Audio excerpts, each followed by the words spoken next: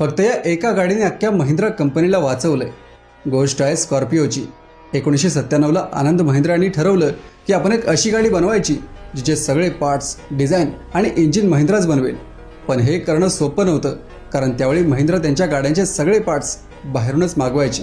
त्यामुळे या प्रोजेक्टसाठी त्यांना 600 करोड रुपये लागणार होते आणि त्यावेळी कंपनीचा इयरली प्रॉफिट फक्त 250 करोड रुपये होता।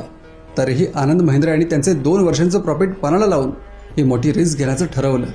कंपनीसाठी हे खूप मोठं चॅलेंज होतं, पण याच्यानंतर जे होणार होतं त्यामुळे कंपनी पूर्णपणे बदलणार होती।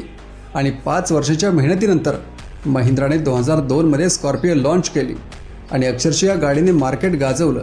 तिचा डॅशिंग लुक आणि पॉवरफुल डिझाईन लोकांना इतका आवडला की कंपनीचं सगळं नुकसानच भरून निघालं।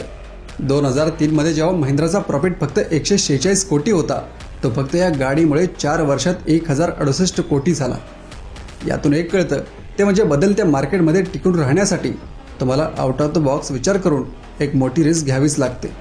तुम्हाला कोणती गाडी आवडते हे मला कमेंटमध्ये नक्की सांगा आणि अशाच व्हिडिओसाठी धीरज सिंगला फॉलो करा।